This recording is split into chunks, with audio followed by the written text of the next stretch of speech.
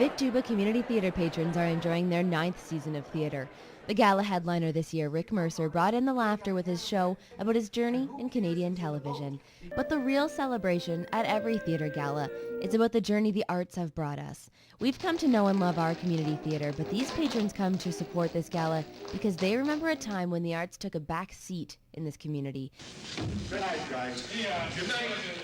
For years, the Anglican church stage was the best in town. The community players still remember putting on those productions.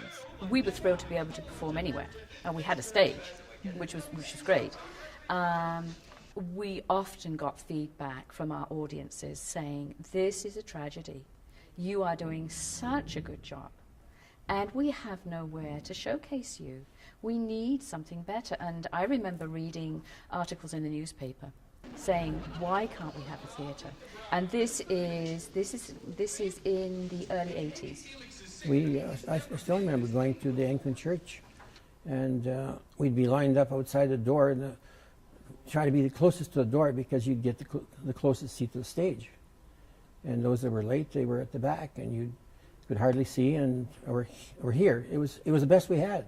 But the people were ready for something better, and Juba could feel it. He decided to head up a steering committee. We talked to a lot of people, potential user groups, and potential patrons who went to Edmonton or Saskatoon, to see the shows. And they said, "Yeah, we'd like to stay at home. Why not?" And we found out that there was quite a demand, and we also found out that there's quite a few students that would like to get into drama, the artists, and we didn't have a venue. From there, the project took off. City Council agreed to put up some money for the theatre, but the rest had to be raised. The theatre would operate as a non-profit organization. The steering committee and its volunteers managed to raise $2.36 million from the public and corporate sector. That amounted to 59% of the total building costs. Before Juba knew it, he was making a speech at the theatre's sod-turning ceremony. The community team that made this project happen was led by an exceptional individual, Mr. Vic Juba. To recognize this leadership, our city has officially named the new theater the Vic Juba Community Theater. Vic, you deserve this honor.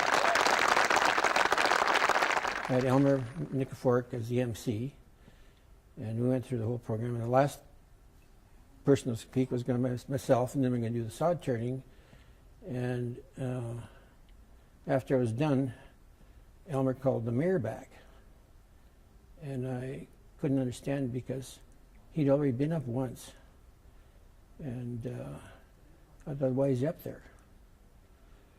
And then he started talking about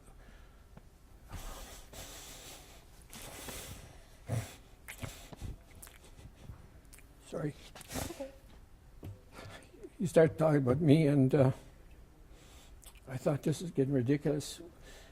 Why don't you just shut it off and let's go dig the holes? And then his last phrase was, that was it. It finished me off. I knew nothing. Not an inkling. The announcement that floored Juba at the ceremony still leaves him obviously emotional and sometimes still in disbelief. I have to pinch myself every so often to, is this for real? And I still have difficulty with that because I wasn't doing it because I was going to try and convince him that my name should be. It was not. In fact, I had written to City Council with a different name altogether. Gentlemen, if you could start your shovels. If Juba had had his way, the facility would be known today as simply the Lloydminster Theatre and Concert Hall. Colin stands by the former council's decision. I was equally as shocked as Vic was the moment it was announced, outside there when they were doing the sod turning.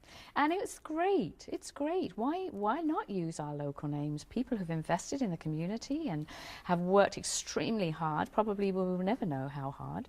And I think it's fantastic. From there, design decisions had to be made. Conventional theatre seats are 18 inches wide, but after community surveys and research, Juba wasn't sure that was good enough for Lloydminster.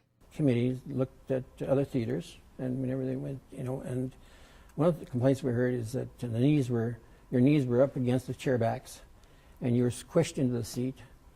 And we said, what do we want? We want comfort, we went capacity. The committee chose comfort, making the legroom deeper than your conventional theater.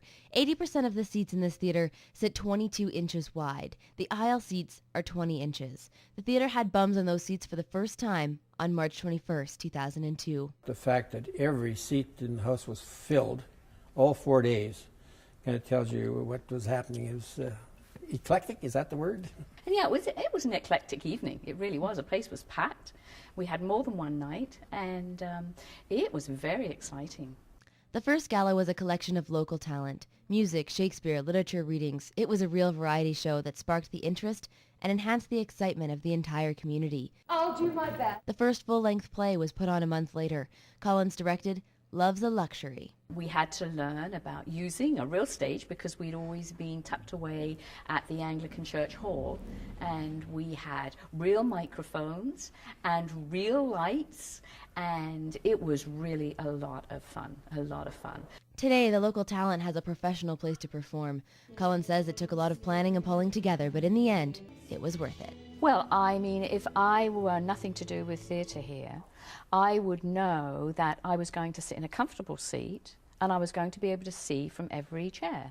That means a lot. And I'm going to be greeted with courtesy, and there's comfortable parking. You know, really, why wouldn't I come?